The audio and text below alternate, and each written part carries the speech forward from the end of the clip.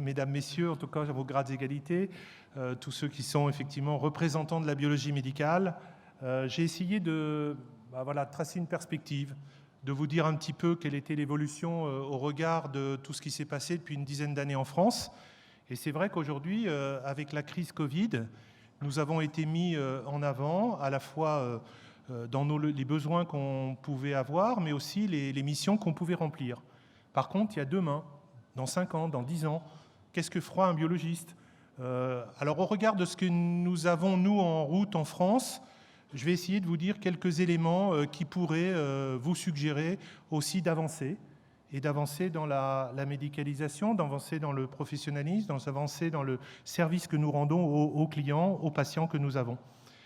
Donc c'est vrai que notre histoire, elle remonte à assez loin. On est une histoire du vivant dans lequel on s'occupe d'un certain nombre de choses. Et pour faire appel à notre science grecque, eh bien, nous avons effectivement la première fois le mot biologie qui apparaît en 1766. Nous avons effectivement un père en France qui s'appelle Louis Pasteur, qui a été un peu l'initiateur aussi de la biologie humaine, de la biologie expérimentale, la naissance de la vaccination en particulier.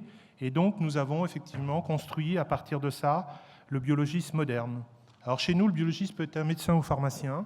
Vous savez qu'en Europe, ça peut être aussi un scientifique, en particulier en Italie. Vous avez des pays européens dans lesquels la formation n'est pas tout à fait identique au départ. Mais en tout cas, on essaye d'avoir un titre européen. Ça s'appelle spécialiste in laboratory medicine, dans lequel nous avons un titre à Bac plus 10 qui est assez équivalent dans tous les pays européens.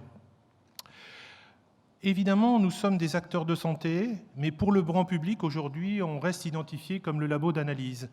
On a une ordonnance, on a des prescriptions par un médecin, et donc nous sommes identifiés alors que nous avons voté dans les années 2013 une loi qui nous disait finalement la chose suivante: vous êtes responsable du préanalytique, vous êtes responsable de l'analytique et vous êtes responsable surtout aussi de l'interprétation des résultats. Donc officiellement, on a connu notre nouveau métier, nous en France, par une loi en 2013 sous effectivement Marisol Touraine qui était à l'époque ministre de la Santé. Mais pour le grand public, pour l'écosystème de la presse, des médias, on reste le labo d'analyse courant et c'est resté effectivement. Donc la question qui s'est posée à un moment donné à nous, c'était de savoir si c'était de l'analyse ou on faisait des examens. Et c'est vrai que la plupart du temps, pour nous maintenant, l'analyse, on l'a fait, mais on l'a fait de façon contextuelle sur nos machines, alors que l'examen, comme nos collègues radiologistes, comme nos collègues anatomopathologistes, nous avons des examens nomenclaturés et donc nous sommes favorables effectivement à ce lexique d'examen de biologie. Enfin, pour nous, la biologie, c'est bien une science médicale, c'est bien une spécialité dans laquelle nous agissons. Donc, on peut se poser la question demain, finalement, quel sera le biologiste médical? Qu'est-ce qu'il va faire? Est-ce que c'est un gestionnaire d'automates? Évidemment, pour nous, non. Est-ce que c'est quelqu'un qui va être un acteur véritable? Alors, dans 3 domaines essentiels, la prévention, effectivement, le dépistage, et ça, on l'a connu dans la Covid, et puis le diagnostic, c'est ce que vous pratiquez aujourd'hui. Donc, les gouvernements successifs ont du mal à investir sur la prévention. Vous avez vu pour la première fois depuis des décennies que notre nouveau ministre François Braun s'appelle le ministre de la Santé et de la Prévention. Aujourd'hui, 5% des dépenses de l'assurance maladie sur plus de 200 milliards d'euros sont consacrées à la prévention. Le ministre de la Santé a dit qu'un enfant qui naîtrait en France le 1er janvier 2025 aurait un parcours de prévention tout au long de sa vie. C'est ses déclarations, on verra s'il les met en œuvre. En tout cas, c'est ce qu'il a déclaré. Il y aura donc un parcours de prévention médicale, paramédicale, biologique, radiologique, etc., de façon à ce que de sa naissance, évidemment, et tout au long de sa vie, il y ait évidemment une prévention qui soit faite. On voit bien les cas d'obésité, de tout ce qui arrive, etc. Tout le monde sait ça au niveau des jeunes en particulier. Donc nous voyons notre métier demain au niveau d'une coordination des soins. On ne se voit pas du tout un acteur en silo. Pour nous, le médical ou le médico-social est fondamental. Quand vous êtes hospitalisé, que vous revenez chez vous, il y a donc une prise en charge qui est à la fois sociale et médicale. Et donc, on travaille avec des équipes coordonnées.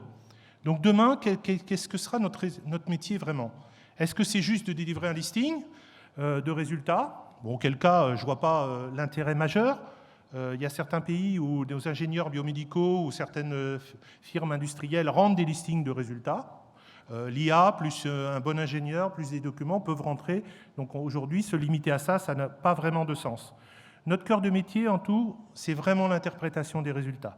Et c'est surtout tenir compte du contexte médical, thérapeutique, dans lequel se situe le patient. Vous ne pouvez pas exclure, et on vous l'a dit dans les conférences précédentes, vous ne pouvez pas exclure votre résultat, la manière dont vous l'interprétez, sans tenir compte de ce contexte-là. Donc il est évident qu'aujourd'hui, nous avons un besoin crucial d'information. Et aujourd'hui, du médecin, du pharmacien. Alors le médecin, évidemment, a un rôle, il voit une consultation. Demain en France, évidemment, il va être obligé de rendre quelques mots, quelques lignes sur le motif de la consultation et pourquoi il s'oriente vers ce diagnostic. Le pharmacien, aujourd'hui, existe ce qu'on appelle le dossier pharmaceutique, le DP. Désolé des acronymes, mais en France, on en a beaucoup. Et donc, le DP, c'est le dossier pharmaceutique qui montre la thérapeutique instituée ainsi que le suivi que doit faire le pharmacien. Et évidemment, tous les paramédicaux, ce qu'on appelle en France maintenant les praticiens de santé, ce sont les infirmiers, ce sont toutes les cohortes de gens qui travaillent autour du patient, et donc c'est constitue l'équipe soignante. On voit aujourd'hui, dans notre loi, arriver des textes sur la création des équipes soignantes. Des équipes soignantes avec le médecin, il est pivot ou non, mais en tout cas, il y a plus de 2 millions de Français qui n'ont plus de médecin traitant, et dont 600 000 sont en affection longue durée, c'est-à-dire avec des maladies chroniques graves. Et aujourd'hui, on se pose la question, effectivement, comment peut être constituée cette équipe soignante? Est-ce que ça peut être un médecin à distance? C'est la téléconsultation. Est-ce que ça peut être une équipe soignante avec un médecin spécialiste? Est-ce que demain, un pharmacien, un kiné, une infirmière peut piloter aussi, évidemment, l'équipe soignante? C'est toutes ces questions-là qui sont sur la table. Donc, on a besoin d'une information. Cette information, c'est la grande transformation du premier quinquennat du président de la République. On va vers le tout numérique. Alors le tout numérique, c'est aussi un problème, puisqu'on a 15% de la population française qui n'est pas connectée, qui n'a pas forcément un smartphone, qui n'est pas sur ordinateur et qui n'a pas cette information numérique. Donc voilà, et quels que soient les âges de la vie. Donc normalement, le médical de demain sera par nature un professionnel digital. Nous, on a créé plusieurs choses en France. On a créé ce qu'on appelle le dossier médical partagé, c'est-à-dire que tout Français qui naît aujourd'hui, ou qui est né déjà, va avoir un numéro international, un numéro national de santé, dans lequel vous serez parfaitement identifié. Donc un bébé qui naît, il n'est pas sous le numéro de sécu de sa maman, il a son propre numéro. Et donc il va être accompagné sur ce numéro de la vie, du début de sa vie jusqu'à sa mort. Et donc à partir de ce moment-là, vous allez avoir effectivement la possibilité de constituer ce DMP. Ce dossier médical, ce dossier finalement de santé que vous allez avoir, il va correspondre au volet que donnera le médecin, au volet d'hospitalisation quand vous serez dans un établissement de santé, au volet biologie, au volet radiologie. Tous les actes vont être numérisés sur ce DMP. Entre nous, pour communiquer, on a la possibilité de faire de la messagerie sécurisée. Aujourd'hui, une infirmière peut dire « moi je téléphone l'INR à 19h, je peux le mettre sur la messagerie sécurisée de l'infirmière ». Elle va le lire. On saura si elle a lu le message, on saura si elle l'a reçu. Et d'autre part, on pourra communiquer aussi avec les patients. Automatiquement, les résultats seront envoyés aux patients, mais le patient pourra, à l'inverse, vous poser une question sur son bilan. Donc on voit bien que la messagerie sécurisée de santé, qui est sécurisée par l'État français, du point de vue des virus, va effectivement, ou des attaques Internet ou autres, et donc vous allez avoir ce fameux messagerie sécurisée. On constitue bien sûr des bases de données. Alors évidemment, on n'est pas à l'échelle d'un pays comme la Chine. Vous savez que Schengen a autant d'habitants qu'en France. Et Schengen, quand vous prélevez le sang, les Chinois considèrent que ces données sont à l'État. Nous, on considère que ce sont vos données, mais par contre, on va les anonymiser ou on va les mettre sur un espace sécurisé. Et il y aura ensuite des protocoles d'interopérabilité, parce que la grande difficulté qu'on a en France, c'est qu'on a plein de sociétés de logiciels qui font des logiciels, mais personne ne se parle, et personne ne veut se causer. Or, si l'État a décidé de financer, et c'est l'État qui finance aujourd'hui l'évolution de nos logiciels, il faut qu'elle soit évidemment interopérable. Donc vous avez des acronymes, DMP, MSS, Health Data Hub, etc., qu'on voit fleurir partout. Mais ce n'est pas que ça. Aujourd'hui, il faut que dans la prescription, on soit contributif. C'est-à-dire qu'aujourd'hui, on amène une pertinence pour l'efficience des soins.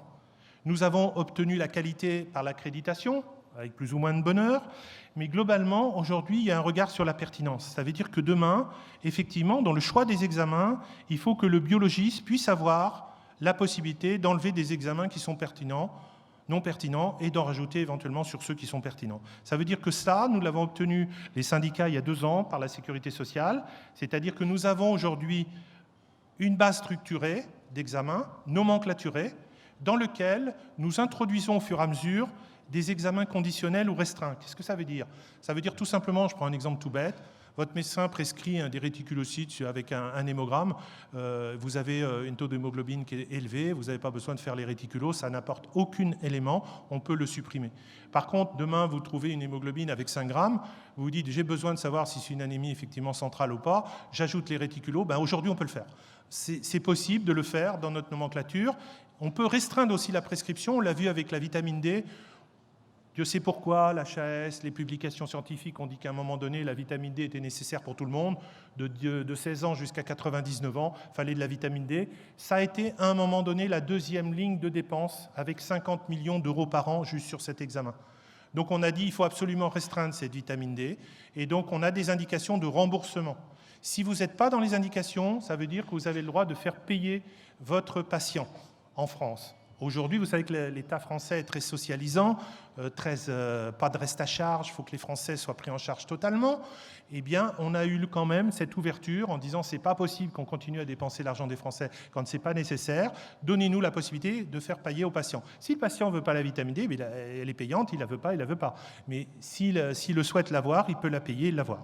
Donc on est vraiment sur ces choses-là. Donc on va se baser évidemment sur les référentiels de prescription de la Haute Autorité de Santé, ça évidemment, mais il y a un deuxième élément qui arrive, que Damien a exposé dans de nombreuses conférences, évidemment, c'est d'avoir des structures de données propres dans lesquelles vous avez vraiment des indications extrêmement fermes, solides, dans lequel, évidemment, les logiciels d'IA peuvent donner un élément constructif. On voit aujourd'hui que dans nos logiciels, par exemple pour l'hématologie, un certain nombre d'automates, aujourd'hui, on a des pilotages dans lesquels le dossier sort automatiquement, signé par un biologiste sans qu'il l'ait vu, parce que c'est la même numération, elle est totalement dans les valeurs normales, on n'a rien de particulier. Donc il y a évidemment des contraintes très fortes, on a 600, 700 règles pour obtenir ces éléments-là, mais on voit que quand c'est nécessaire, on peut se servir de logiciels d'intelligence artificielle.